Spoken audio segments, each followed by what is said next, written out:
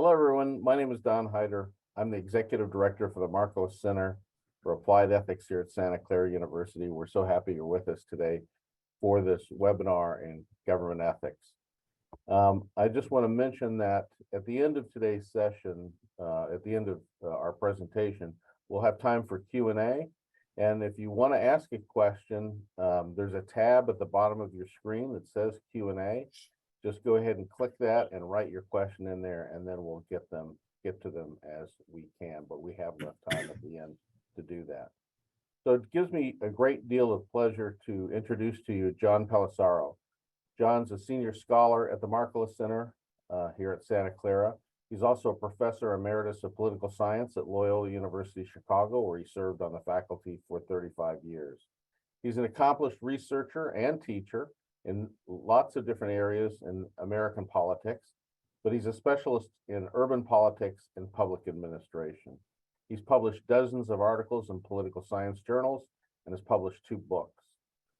John earned his BA in political science from Marquette University, an MA in political science, and a Master of Public Administration from the University of Oklahoma, and he holds a Ph.D. in political science also from the University of Oklahoma. In a variety of leadership posts at Loyola Chicago, John promoted the values of ethical awareness and social justice in education and community action. John, thanks for being with us today, and we're excited to see your presentation.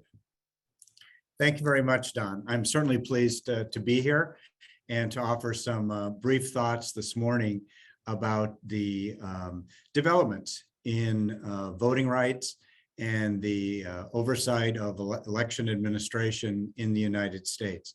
I've been with the Markkula Center for 2 years, as Don said, functioning as a senior scholar in government ethics. And I don't believe there's a better time to have us paying more attention to ethical issues that arise in government at all levels, and in particular, to focus, as we will today, on some of the issues that are arising in the arena of voting rights and the administration and security of our elections, particularly in the aftermath of the 2020 national elections. So with that, I'm going to share some slides with you. So I want to begin actually by putting up a quote that I think resonates with me about the importance of ethics in our political process. You know, one of the most important aspects of our politics and the processes that are enshrined in our Constitution is for the public to decide things, for the people to vote. And as my predecessor, Hannah Callahan, said in 2016, our political process is born out of the ethical ideal of creating an informed electorate. Another way of thinking about this is a informed and educated voter is one who can be an ethical voter. And there hasn't been a time in recent years where we have faced so many ethical challenges because of the information that is being shared with the electorate about how our elections work, how voting rights are implemented in this country, and the general aspect of information that is circulating out there about these matters. I'd like to start by just focusing a little bit on what happened in the 2020 presidential election. So these are facts. Joseph Biden was elected president. He got 306 electoral college votes to Donald Trump, who lost the election with 232 electoral votes. Biden won the popular vote, beating Trump by millions of votes. The votes were, in fact, legally validated by state and territorial officials who are the local or state election authorities.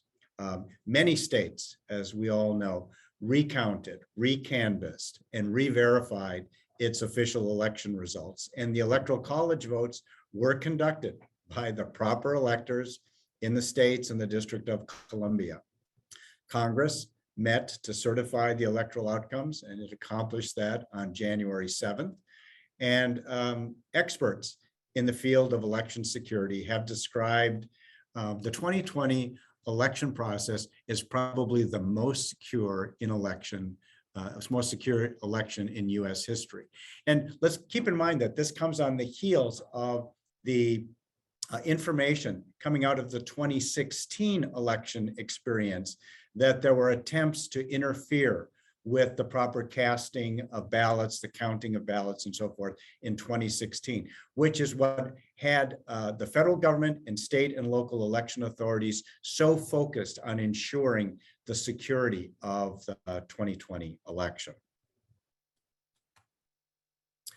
So what's the current landscape for voting rights and elections in our country? Well, one of the things that just permeates the environment is this constant promotion of many debunked theories about the fact that about the claim that there was massive voter fraud and that the 2020 election was somehow stolen from the Republican nominee. Experts, again, have demonstrated through many different means that this was the most secure and the most validated election in US history. And trust in the election outcome is a really important component of our democracy. And to continue to see the theories about stolen elections circulate in this country is very concerning. Here's another aspect about the current environment. Congress could have and should have acted to adopt more meaningful protections of voting rights and deal with election security proposals following the 2020 election. And in fact, legislation was introduced. For example, the For the People Act was introduced as H.R. 1, the very first bill that the House of Representatives took up. It would have provided guarantees for voter access, for more security, for some limitations on campaign finances. It even had proposals in there for extending ethics rules for the federal government. The companion bill to that, the Freedom to Vote Act, was sort of a modified, scaled down version of that Senator Klobuchar and Manchin tried to push through the Senate. It too would have expanded voter registration, including automatic voter registration, same-day voter registration, and increased voting access through mail-in and early voting opportunities. That would have been enshrined into federal law. And let's keep in mind that federal elections are actually conducted by state and local governments. And so it's important for the federal government to at least establish standards that will be implemented across the US when it comes to our national elections. Congress's failure to act so far on a number of pieces of legislation that would have protected voting rights and election security. The other two that I want to mention were the John Lewis Voting Rights Act, which was H.R. 4 and Senate 4. And that would have restored some of the pre-clearance requirements of the Voting Rights Act of 1965 that had been ruled unconstitutional and unnecessary by the Supreme Court. The issues there are basically political ones that the Congress can't find enough support, particularly in the Senate, to move these pieces of legislation through. And we find ourselves in an environment then where the states have taken control over changes to voting laws and have adopted legislation that can restrict and suppress voting in this country.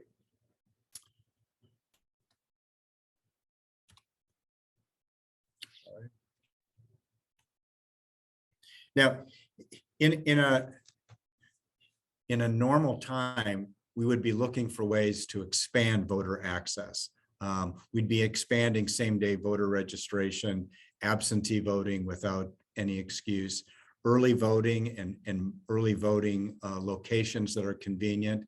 We'd provide provisional voting expansion, all mail voting. And in some states that is happening, but in many other states, there are restrictions being adopted specifically on these matters. If you follow as I do, a lot of the tracking and data collection that's being done by independent objective organizations like the Brennan Center for Justice, they've been tracking what is taking place around issues of voter suppression, voting rights expansion in the states. And in the year following the 2020 election, 2021, there were 425 voter suppression and restriction bills introduced in 49 of the states. 19 states actually adopted bills, and they were signed into law by governors that would have restricted participation in elections and restricted voting rights. So far this year, sort of through May, most state legislatures aren't in session right now, almost 400 additional voter restriction bills have been circulating in 39 states. That's a very concerning set of facts. On the good side, nearly 1,000 bills to expand voter rights have been introduced in legislatures in the states. About 25 states have, in fact, since 2021, expanded the conditions under which one can register and vote in this country and made it easier to do so. Just this year, 16 states and the District of Columbia have moved to adopt bills that will make it easier for voting to take place. So what are some of the examples of laws that suppress voting? Well, limiting voter registration. States like Arizona and Mississippi are limiting opportunities for voter registration, imposing harsher voter identification requirements, such as proof of citizenship. Arizona, again, has done that, along with Mississippi. And there are new voter identification requirements being adopted in other states. They have shortened in some states the time to request and deliver a mail ballot. They've also imposed stricter requirements for mail ballots to be used. They have adopted very stringent requirements for the acceptance of mail-in ballots. They've limited, and when I say they, I'm talking about states, have limited drop-off boxes for mail and absentee ballots, in particular, who can drop off these ballots on behalf of people who are unable to leave their homes. Reduction in polling place locations or polling place hours, limiting where early voting can take place and for how many days prior to an election. We've just seen Arizona reduce the number of days of early voting. There's a little bit of a theme here with Arizona kind of setting a standard for what is being adopted in regard to these suppression bills. As we know, even limiting food and water being given to voters while they wait in long lines has been restricted in the state of Georgia. To just, well, you're not gonna be able to see the map, so I'm gonna skip over that. I'm sorry. Oh, they can see it now? Yeah. Oh, okay, great. Go back to that. All right, so these two maps prepared by the Brennan Center actually contrast states that have new voting laws, those that are designed to expand voting rights and those that are going to restrict voting rights. And what you see on the left is the states that have expanded these laws are largely states in the Northeast, some in the Midwest, and in the western part of the country. And those where restrictive laws are being adopted have been largely centered in some of the western and plain states and in the South. There is some overlap. So you can have states like Indiana or Kentucky in which the states have both adopted some laws that expand voting rights and on the other hand have also restricted the adoption of voting rights. We're making a little adjustment here. Oh, okay, we've got it. Great.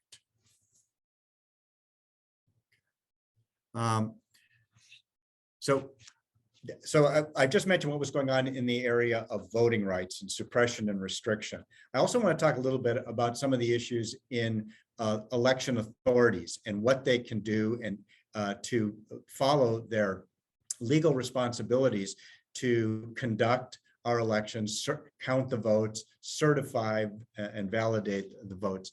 And what we see happening in the country is, again, lawmakers in states are adopting bills that will interfere with local election authorities actually carrying out their roles, and have added basically a very partisan component to the oversight of our elections. The general concern is that we could have potential partisan interference in the conduct of our elections, the counting of votes, and add to that a growing trend of harassment and intimidation of local election authorities and the volunteers who give their time to serve as poll workers on election day. One of the reasons these things are happening is the circulation of lies.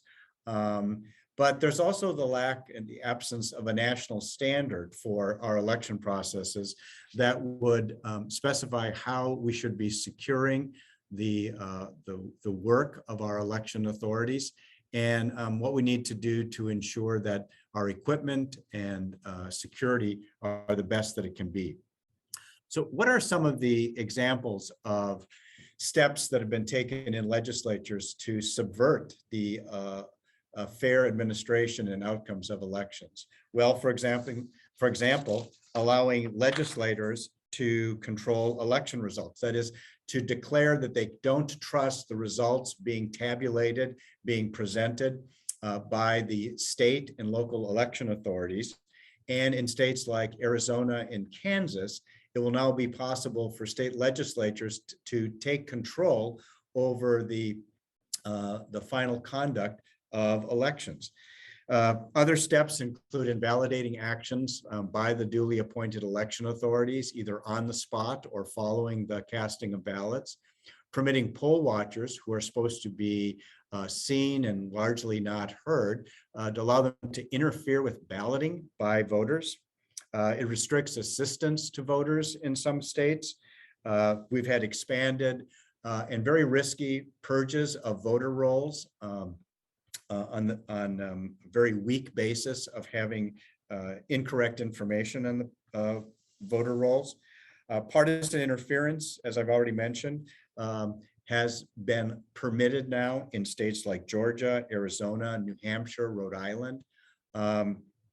And criminal penalties have been adopted in several state legislatures, including Florida, Georgia, and Oklahoma, to bring charges against local election authorities for allegations that they are not properly securing or conducting these elections. And these are entirely partisan motivated. So these are just some of the examples of what has been adopted in the states in the last 2 years. Another rather unprecedented aspect of the current environment is the number of lawsuits that are currently in place challenging either the suppression of voting rights, the extension of voting rights, these matters related to taking over control of the administration of elections.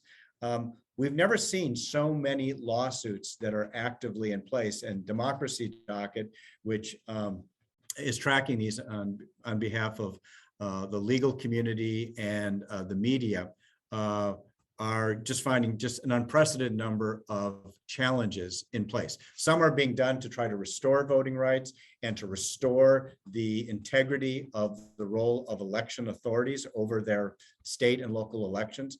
And in others, there are challenges being made to the results of the election.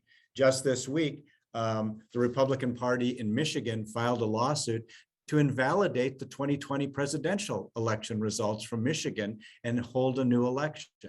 These are unprecedented moves that are taking place. And well, there's a legal route to do these things. They aren't necessarily ethical. So what I want to come to is to offer some reflection on what should be the ethical standards for voting rights. What should be ethical standards for the administration, security of election outcomes in this country? Here at the Markkula Center, we use a number of ethical standards to try to make decisions and to assist others in understanding that you can have something that is legal, but it still might not be ethical. And so I want to just focus on four possible lenses of ethical judgment that we might apply to what's going on in the voting rights and election arena. In many ways, I'm starting with what we call the rights lens. There can be no more essential right in a democracy than the right to vote. And we should be doing everything we can, as we have throughout our history, to try to protect and expand the right to vote. And we have done this over the years. And we've not only changed the Constitution to be able to extend this voting rights, but we've had federal statutory enforcement of the right to vote through such laws as the Voting Rights Act of 1965 and its various renewals over time. So when we take a look at some of the voting rights actions that are taking place in the states, an example of a law or a change in a law that promotes voter registration and promotes early voting would be one that actually supports the ethical standard of rights. On the other hand, limiting the use of mail ballots or unwanted purging of voter rolls fails the rights lens. It's not protecting the rights of those who wish to exercise their constitutional right to vote in this country. And again, what is being done in the states is in most cases quite legal. They're passing laws, but it doesn't necessarily mean that they would be ethical. And you can see how just from the rights lens, some of these policy adoptions fail. Another lens that one can use is the fairness and justice lens. The general standard here is that individuals should be treated the same unless they differ in ways that are relevant to the situation involved, relevant to voting rights, relevant to their access to polling places and so forth. Now, we have had a history of some unfair and unjust practices over time, and we know well some of the unfortunate history of that, and particularly how it has impacted minority voters in this country. But if we want to support fairness and justice, then we should do such things as provide for provisional ballots. So if someone's name doesn't appear on the voter rolls when they show up at a polling place, or they show up at the wrong polling place, they're allowed to cast a ballot that day, and it'll be set aside to be as a provisional ballot until their voting credentials can be reviewed to assure that they, in fact, were had the right to vote at that place and in this election. That's a very fair and just way to handle questions that can come up about one being able to cast a ballot. On the other hand, reducing polling locations and hours just fails a basic fairness test. Why would we make it more difficult for people to make it to a polling location? Why would we make the hours inconvenient, whether it's on election day or at early voting locations? Such adoption of legislation is in fact one set of options that fails this fairness and justice lens.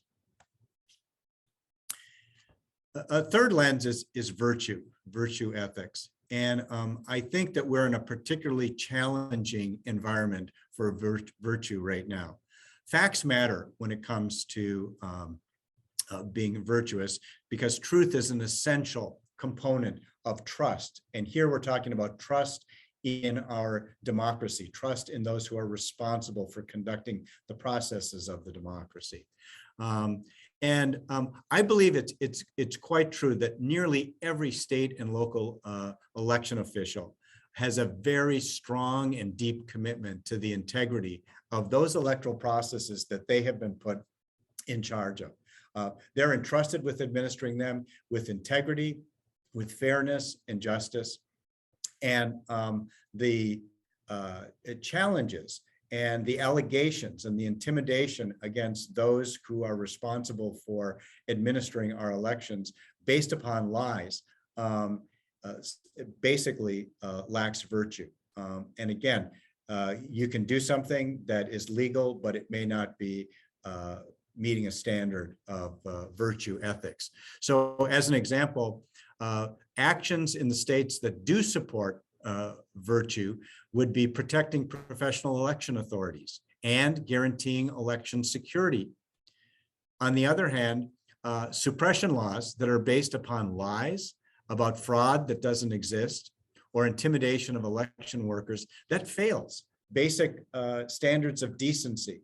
And that virtue is very important in how we treat those who are responsible for conducting our elections and how we inform the electorate about our elections. Lying to the electorate fails this standard of virtue. Finally, there's probably no more fundamental and important right in democracy than that to vote, because it promotes the common good in our democracy. And that was why governments were created, particularly democratic governments.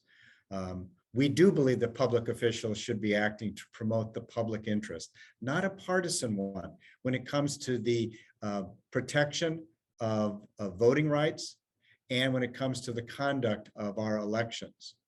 And laws for elections and voting should be adopted if they will attend to the common good of our society. Election laws, in effect, should be promoting greater benefits to the common good. So as an example, all mail voting would be in a measure that ensures the common good. Everyone can vote by mail. No one has to necessarily show up at a polling place to do this. It makes it convenient, easy, flexible, and states, in many cases, are allowing all mail voting. But actions that actually fail to serve the common good are such things as trying to subvert the actual administration of the elections and to overturn legitimate outcomes. That also includes circulating chronically lies about the illegitimacy of an election result, failing to concede, contending that it wasn't a fair election, it had to have been stolen. That fails the common good. It doesn't serve our society in any good way. So as I think and reflect upon what's going on in the states and in the absence of federal legislation to provide greater protection of voting rights and greater protection to the conduct, administration, and security of our elections in the states and local areas, I think it's important to reflect and think about what the ethical implications are of these kinds of actions taking place in the states and what it means for the future of our democracy. So let me stop there. Again, want to apologize for the hiccup we had and the slides not being visible for a while. I hope we were able to get that corrected. And let me turn it back to Don Hyder. So our first question for you, John, is what would you propose as the most fair and just voting system? In other words, what's the solution? How do we make sure each citizen is granted their vote and that those votes are counted properly?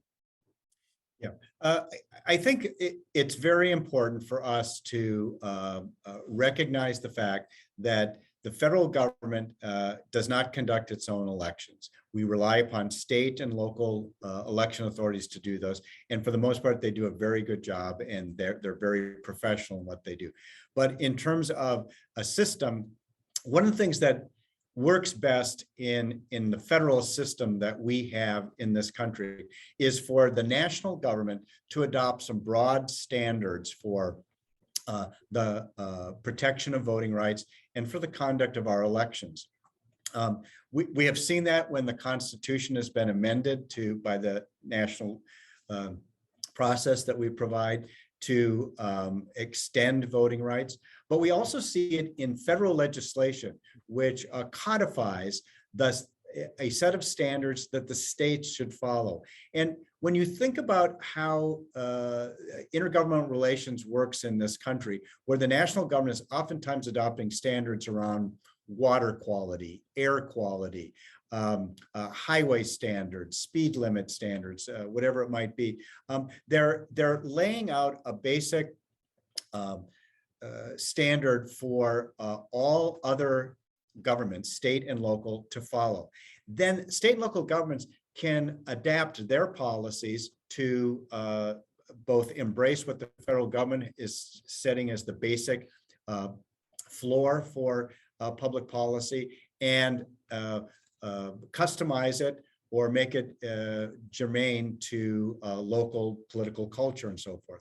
We should be doing the same thing for our national elections, ensuring things like a Voting Rights Act that allows for review to ensure that there are constitutional protections for everyone to vote, where we have national standards for things like mail voting. Why can't that be something that's nationally available and doesn't vary depending upon which state you go to? If you look at each state and see how many differences there are in how they are running our national elections and how it's convenient to vote in one state, but it's very inconvenient to do so in another state. We've created different standards for electing our president, for electing members of our national Congress based upon what states do. So I think, Don, the most important thing for me is that we have some basic standards expanded through national legislation to ensure that we have kind of a level playing field for a number of these voting rights and election administration areas. I'm curious, John, when the states like Arizona, for instance, are passing state legislation to limit the amount of polling places and the hours, what's the justification that's sort of given by state legislators? Do you know, sort of, I'm sure they're not saying we're doing this to limit people's voting rights. So I just wondered what the possible justification would be. The most common justification is a use of the word election integrity, that they want to ensure that they can protect all of these early voting locations, that they can properly staff and they can ensure that there won't be the perpetuation of some sort of fraud or an unauthorized entry into the election systems. But all of that is based upon false information, that there's actually been a problem. One of the things we've learned, particularly in states that have expanded rather than tried to restrict such things as early voting and provisional voting, is that it does not cause an undue burden on the state or local authorities, and it does not have any significant election integrity issues associated with it. One of the things that actually states can call upon for assistance if they're concerned about security at early voting locations, for example, is the Federal Election Assistance Commission has grants that they provide to increase security, and many states are adopting this. They're buying more cameras and installing them. They're providing a more private security if necessary at polling places. But the basis in most states for these curtailments and restrictions on access to voting are based upon false information. Okay, from one of our attendees, there's a question. Do you think abolishing the Electoral College should be part of making elections more ethical? That's a very controversial issue. I mean, I think that even people who don't understand the Electoral College are not necessarily in favor of abolishing it. I think we have seen more focus on the Electoral College as a result of the last several presidential elections and how close they were, and the fact that we've had elections in which the electoral college winner didn't win a majority of the votes cast nationally in this country. I think it is time for us to have a rational discussion about whether the electoral college is still the fairest and most just way of conducting our presidential elections, since that was adopted more than 230 years ago, out of some concerns that may no longer exist today. But in some ways, we can't get to that discussion about the future of the electoral college because of all this other noise that's in the system right now about just the basic aspects of participation in elections, and then the controversy that surrounded the 2020 election and the attempt to replace the legitimate electors with fraudulent slates. Also from a question from an attendee, how do we extend voting rights? That right is already provided by the Constitution. Do you mean protect and guarantee voting access for all? Yes, with some limitations. I mean, most states restrict those who are imprisoned or those with felonies from participating in voting, but we can expand and restore voting rights in states for those that have fulfilled a sentence and they are a past felon. There should be ways for them to have their voting rights restored after they have fulfilled their sentences. Another way to expand voting rights is to ensure that the way we manage redistricting in this country is done in the fairest way possible. Racial gerrymandering is unconstitutional unless there's a bona fide reason to demonstrate that there has been voter suppression as a result of it, but that it is still too easy for state legislatures to restrict voting rights by the way they draw the boundaries for electoral districts in this country, by doing such things as packing as many minority voters as they can into a single district where they would only be able to influence and likely elect a minority representative from that one district, as opposed to having a fairer representation and balance in the way these districts are constructed.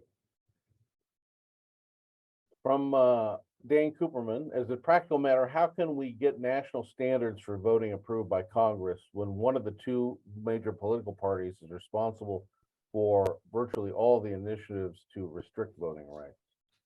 Yeah, that's a particular problem right now. The slim majority that the Democrats have in the House has allowed them to prevail in passing legislation to protect voting rights, like the John Lewis voting rights bill and the HR 1. However, that majority could slip away at any time, and there is such unified Republican opposition in the House and for the most part in the Senate to the expansion of any of this, that it makes it very difficult for that to come about. But I will say that I think that the filibuster in the Senate is a primary block to the adoption of expanded voting rights in this country. And I think that President Biden has gone back and forth on what's appropriate to use a filibuster for and what isn't, as somebody who had a lot of experience in the Senate in that environment. But throughout the history, particularly in the 20th century, we have seen the filibuster being used as a way to alter and impact voting rights and civil rights in this country, and that there shouldn't be a time-honored tradition in one body of our Congress that allows such opposition to prevent any meaningful action to protect voting rights in this country. Also from one of our attendees, there have been federal elections in 1800 and 1868 when the votes were disputed. What makes 2020 similar or different from 1800 and 1868 elections? Well, fundamentally, we did not see in the last century or more such a concerted effort to create doubt about the results of the 2020 election, to challenge the electors, irresponsible behavior by members of Congress who knew better, who knew that there wasn't fraud, there wasn't a stolen election. And in some ways, and I just want to speak more to 2020 and not to the 1800s here, the delegitimization of our electoral process, starting with the President of the United States, who would not accept the results and who continued to spread falsehoods about what actually happened and whether or not he had actually won the election, just has created an environment in which there's a whole set of other leaders in the Republican Party that have gone along with this big lie and have used their positions as public officials to try to alter the choice, the voice of the American people who had cast their ballots in the 2020 election. We've never seen such a level of dishonesty being promulgated around the outcome of an election. And even if you had doubts about any aspect of it, we can look at other recent instances in our history, like the way Al Gore handles his loss, which was as a result of a decision by the Supreme Court. He didn't agree with it, but he accepted it and he conceded and allowed for a normal transition of power in this country. Okay, another question from one of our participants. Do you believe the independent state legislature theory that supposedly stems from Article 1 of the Constitution will be confirmed by the Supreme Court? I don't think I'm going to be able to predict what the Supreme Court is going to decide on that. I am disappointed on the one hand that the court has taken up this case, since it is such a weak theory about state legislatures being able to ignore their own state constitutions and make independent decisions on matters. On the other, if the Supreme Court would, once and for all, make a decision that would resolve this issue in a way that Americans would accept it as a fair interpretation of the Constitution, that might be helpful. But I'm not confident right now that this matter before the Supreme Court is going to make our national politics any clearer. Would making, again from an attendee, would making Election Day a federal holiday making voting easier for everyone? Would it be better, or would it be better to change Election Day to a Saturday? Well, either of those I think would be helpful to increase voter participation. If we have more expansive early voting, that may not seem necessary because you may have perhaps a month in which to go and cast a ballot. But one of the reasons that voter participation in the United States has trailed behind other Western democracies, particularly in Europe, is that they do adopt their election day as a holiday, or they hold their elections on a Sunday, and more people are available to participate.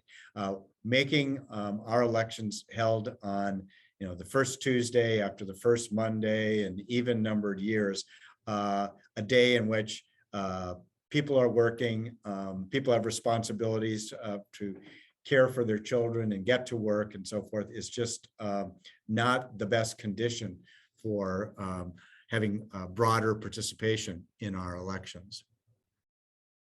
Okay, also from an attendee, does everyone need to be allowed to vote in order to create an ethical voting system? What if the informed and educated electorate you mentioned at the beginning doesn't exist. Well, I'm not arguing for denying the right to vote to those that are less informed and only allowing the most educated and informed to participate. That's not the ethical question. The ethical question really is, what can we do to ensure that everyone, first of all, has their right to vote protected, and that upon preparing to participate in elections, that they're the most informed that they can be. For the most part, there's nothing to be lost by expanding and ensuring that we can have the widest participation of those 18 years of age and older, which is currently provided by the Constitution, to participate in our elections. And informing and doing the best job that we can as a nation, with the tools that we have at our disposal to inform our voters, will make for more ethical outcomes in the choices that are made by the electorate. John, do you think, this is from me, not one from one of our attendees, but given all the controversy, in this last election, do you think that I don't know if it's the death of it, but maybe the large postponement of the chances of us ever going to electronic voting? I could see a time in the future in which we would be doing it that way. That would be the most convenient way. There's obviously a lot of work to be done to ensure the security and integrity of all electronic voting in this country, wherever you are, with whatever device you have, at whatever time you want to do that. I believe that will happen someday. But one of the things that will push that date out much longer into the future is the fact that we will have states that will not go along with that option. There'll be more questions raised about security and integrity. And again, without a national standard that says, for example, for presidential elections, we will do this electronically. We're going to have variable standards at the state level, which will make it very difficult for some people to accept the results coming out of the electronic casting and tabulation. Very good. Well, John, thank you so much for taking the time to do this session for us on ethical issues and voting rights. And just to repeat that we'll make some version available of the slides. We had some technical difficulties. Thanks for staying with us, those of you who are still here. And thank you, John, for persevering. And I just also want to mention that another area that we cover in the center is journalism and media ethics. Subbu Vincent heads that area, and he's working on this area of misinformation, which is also, I think, a key component in elections, that we get accurate and good information. So that should be interesting as well. We'll also send notice out if you're a subscriber to the Markkula Center.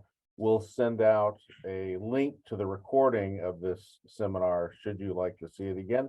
If not, if you're not a subscriber, if you come to our website, you can subscribe to all our social media and our newsletter. So, John, thank you very much. Thanks for all our participants today. And with that, we'll bring a conclusion to today's webinar.